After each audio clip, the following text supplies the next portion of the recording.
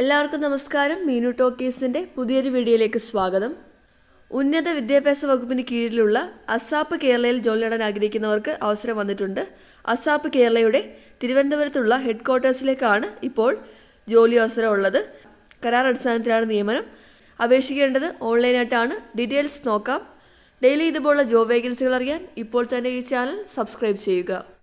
Government of കേരളയുടെ കീഴിൽ അസാപ്പാണ് ഇപ്പോൾ IT സൊല്യൂഷൻ മാനേജർ തസ്തികയിലേക്ക് അപേക്ഷ വിളിച്ചിട്ടുള്ളത്. അപേക്ഷകൾ അയക്കേണ്ടത് ഓൺലൈനായിട്ടാണ്. അപേക്ഷകൾ അയക്കേണ്ട അവസാന തീയതി October 9. Additional skill acquisition programme അസാപ്പാണ് ഇപ്പോൾ അപേക്ഷ വിളിച്ചിട്ടുള്ളത്. നിങ്ങൾക്ക് വെബ്സൈറ്റിൽ നിന്നും ആപ്ലിക്കേഷൻ ഫോം ലഭിക്കുന്നതാണ്. ഗൂഗിൾ ഫോം വഴിയാണ് നിങ്ങൾ അപേക്ഷകൾ അയക്കേണ്ടത്. അപേക്ഷകൾ അയക്കാനുള്ള വെബ്സൈറ്റ് asapkerala.gov.in/careers/ എന്നുള്ളതാണ്. അപേക്ഷകൾ അയക്കേണ്ട അവസാന തീയതി ഒക്ടോബർ 9 വൈകുന്നേരം 5 മണിക്ക് മുമ്പായിട്ട് അപേക്ഷകൾ നിങ്ങൾ ഓൺലൈനായിട്ട് സമർപ്പിക്കണം.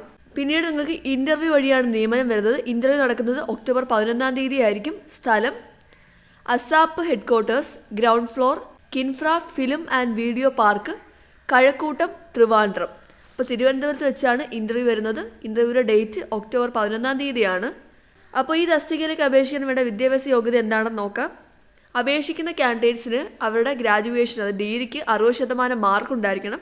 മിനിമം 60% മാർക്ക് ഉണ്ടായിരിക്കണം. ബാക്കി ക്വാളിഫിക്കേഷൻ എന്താണെന്നുള്ളത് നമുക്ക് നോക്കാം. തസ്തികയുടെ പേര് IT മാനേജർ ആണ്.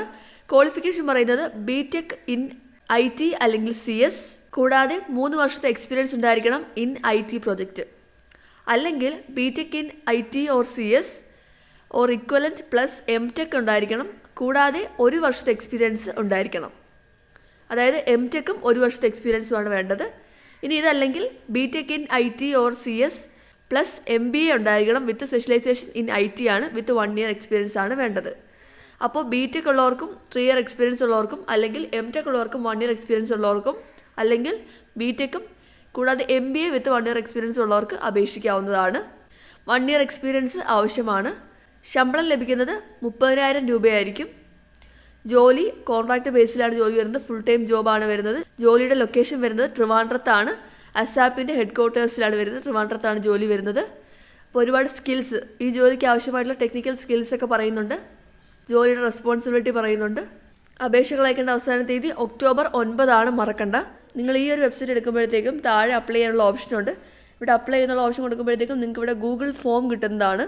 ഈ ഒരു ഗൂഗിൾ ഫോമാണ് നിങ്ങൾ ഫില്ല് ചെയ്തിട്ട് അപ്ലൈ ചെയ്യേണ്ടത്. അപ്പോൾ BTech യോഗ്യതയുള്ളവർക്ക് ഇപ്പോൾ അസാപ്പിലേക്ക് ജോലിക്ക് അവസരമുണ്ട്.